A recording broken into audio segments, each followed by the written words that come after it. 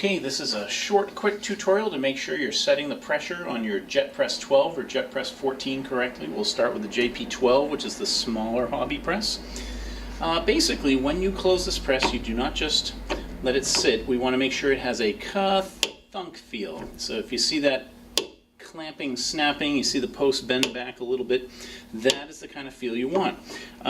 When it first arrives, it might be very light, so if you can close it very easily with just 2 fingers and it's not really locking in place firmly, you want to make sure this is touching the rubber pad. And then what you can do is you keep turning the knob until this is pointing up maybe about 30 to 40 degrees.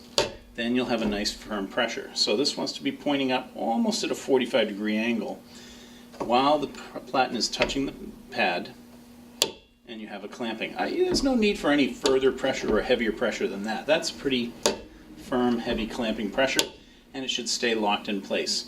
Obviously, if you have something much thicker, you're going to turn this counterclockwise to raise the head up.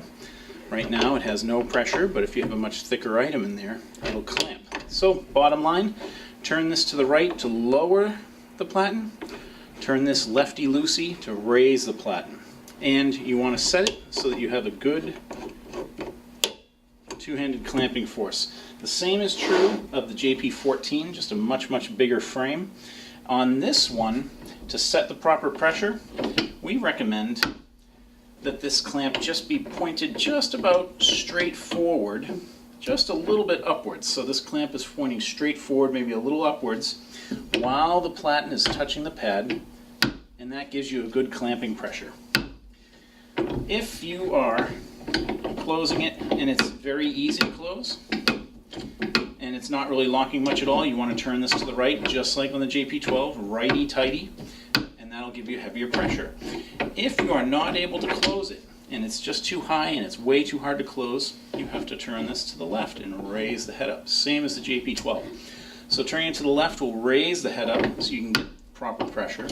If it's up too high, it just won't lock at all. It'll just kind of sit there, and so you have to bring the head back down.